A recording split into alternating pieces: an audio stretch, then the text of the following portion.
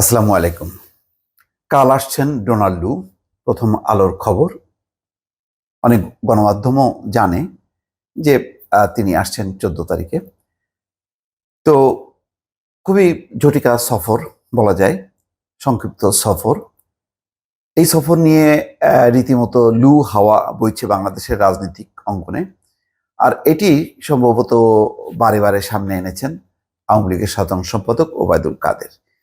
তিনি বলছেন যে বিএনপি ভাবছে যে ডোনাল্ড লু এসে নিষেধাজ্ঞা দেবে, সেটি হবার কোনো সম্ভাবনা নেই।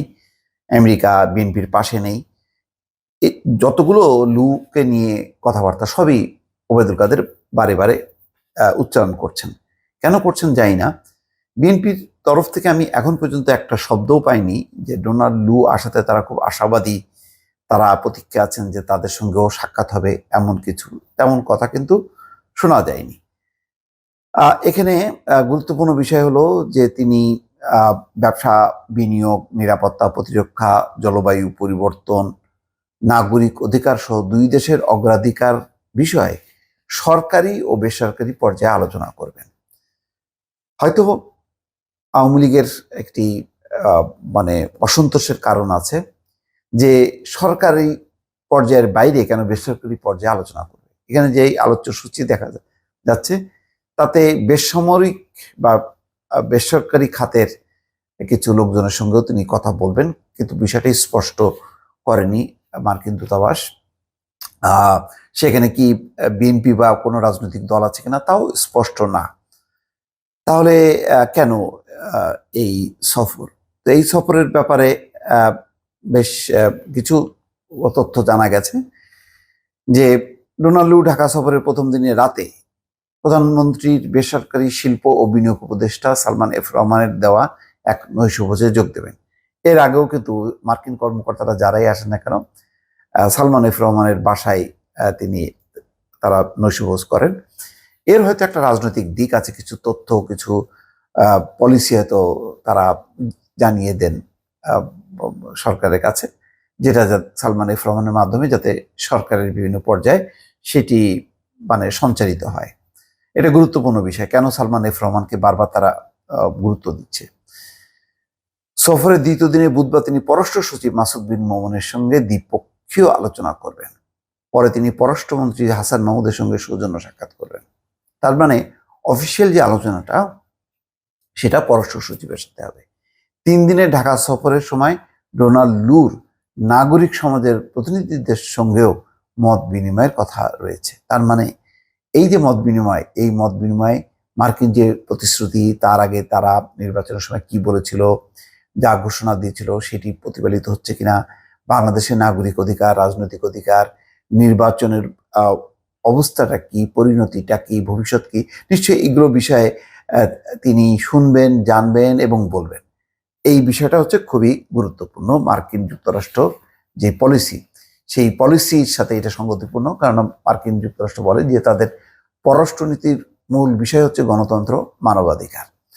ডোনাল্ড লুর সফরের বিষয়ে জানতে চাইলে একাধিক কর্মকর্তা বলছেন যে গত ফেব্রুয়ারিতে প্রধানমন্ত্রী শেখ হাসিনাকে চিঠি পাঠিয়েছিলেন প্রেসিডেন্ট জো বাইডেন। সেখানে তিনি বাংলাদেশের সঙ্গে সম্পর্কের বিষয়ে যুক্তরাষ্ট্রের ভাবনা স্পষ্ট করেছেন। তিনি ওই চিঠি শুরুতে বলেছেন যে যুক্তরাষ্ট্র বাংলাদেশ অংশীদারত্বের পরবর্তী অধ্যায় শুরুর পর্ব শব্দগুলো ব্যবহার করেছেন। তা থেকে স্পষ্ট যে যুক্তরাষ্ট্র এখন বাংলাদেশের সঙ্গে সম্পর্ক এগিয়ে নিতে মনোযোগী হচ্ছে। আর অংশীদারত্বের ক্ষেত্রে অগ্রাধিকার হিসেবে আঞ্চলিক ও বৈশ্বিক নিরাপত্তা, অর্থনৈতিক উন্নয়ন, জলবায়ু পরিবর্তন ও জ্বালানি, বৈশ্বিক স্বাস্থ্য, মানবিক সহায়তা, বিশেষ করে রোহিঙ্গা শরণার্থী সমস্যার মতো বিষয়গুলো উল্লেখ করা হয়েছে। তাই ডোনাল্ড লু ঢাকায় এলে এই বিষয়গুলোর পাশাপাশি অন্য কোনো বিষয়গুলোতে যুক্তরাষ্ট্র অগ্রাধিকার দেবে কিনা সেই ধারণা পাওয়া যাবে। তার মানে তাদের ভিন্ন কোনো এজেন্ডাও হয়তো থাকতে পারে, যেটি হয়তো এসে তারা ব্যক্ত করবেন। বিশেষ করে শ্রমিক ইস্যুতে কিন্তু যুক্তরাষ্ট্র এখন খুবই সিরিয়াস।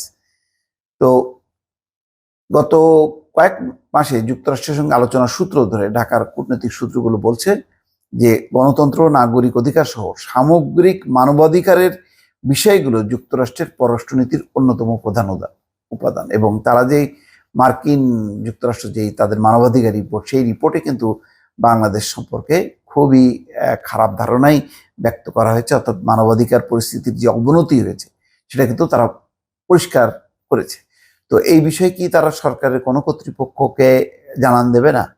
অনেকেই মনে করেন যে ইয়েস, জানান দেবে এবং হয়তো তারা তাদের পদক্ষেপের কথাও বলতে পারে, এমন একটা ধারণা আছে।